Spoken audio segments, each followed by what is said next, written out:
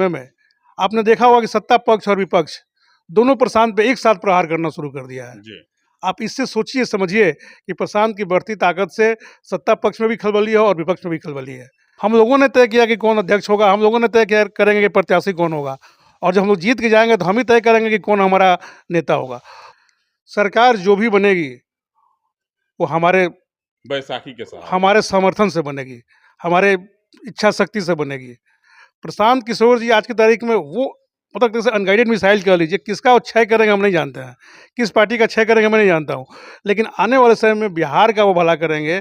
जनसुराज के नेता भाई अभिषेक कुमार सिंह जी आज मेरे साथ जुड़ चुके हैं। इस बार भी जो है महाराजगंज विधानसभा क्षेत्र से चुनाव लड़ने वाले हैं, पूरा ताल ठोक रहे हैं। लंगोटा यह भी सिलवा के तैयारी में है कि जब चुनाव के तारीखों का ऐलान होगा तो जनसुराज अर्थात प्रशांत किशोर के टिकट पे चुनाव लड़ेंगे। जानने का प्रयास करते हैं कि इस प्रकार की तैयारी है और महाराजगंज में मुद्दा क्या होगा। बहुत स्वागत भाई। जी शंभू जी, आपको भी बहुत बहुत धन्यवाद, और आपके जितने चैनल को देखने वाले सारे दर्शक हैं उनका भी मेरा प्यार भरा अभिवादन। किस प्रकार की तैयारी चल रही है? इस बार भी आपके नाम की बड़ी चर्चा है। महाराजगंज के दीवारों पे, महाराजगंज के वृक्षों की टहनियों पे आपकी तस्वीरें टंगी हैं।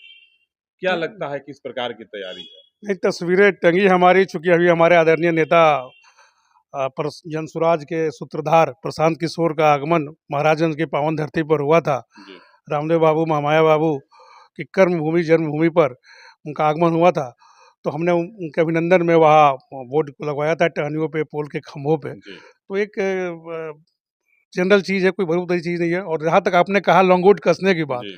तो मुझे लगता है कि चुनावी वर्ष से ठीक है, लेकिन हम लोग चारों साल, पाँचों साल जनता के बीच रहते हैं, लंगोट कसे रहते हैं, और हर जनता के सुख दुख में भागीदार होते हैं। उनकी जन समस्याओं को लेकर, जन सरोकार को लेकर, चाहे प्रखंड कार्यालय हो, चाहे अनुमंडल कार्यालय हो, चाहे जिला में हो, चाहे थाना हो, लड़ाई लड़ने का काम करते हैं और उनका हक हुकूक प्रशासन शासन से दिलवाने का काम करते हैं। क्या लगता है प्रशांत किशोर जी इस बार गोल फाड़ पाएंगे? एनडीए और महागठबंधन के बीच का जो एक रास्ता बनेगा, बना पाएंगे प्रशांत? देखिए शंभू जी, एक बहुत बड़ी इकाई है, जी। चीज़ें आसान नहीं है लेकिन असंभव भी नहीं है।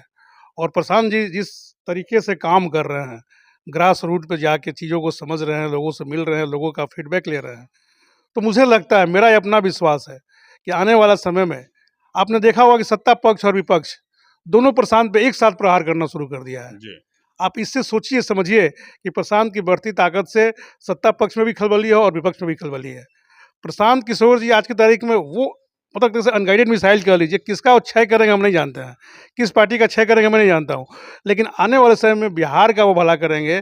बिहार विकसित होकर निकलेगा, बिहार मजबूत होकर निकलेगा, ये मेरा स्पष्ट मानना है। इतना जल्दी कहाँ से रोजगार दे पाएंगे? कह रहे हैं कि अक्टूबर में चुनाव हो जाएगा और छठ में जो बच्चे मजदूर आएंगे घर, वे फिर नहीं जाएंगे, यहीं शिफ्ट किया जाएगा। बिल्कुल, हमारे यहाँ श्रम का तो पलायन होता ही है, श्रम के पलायन के साथ साथ पूंजी का भी पलायन हो जाता है। जी।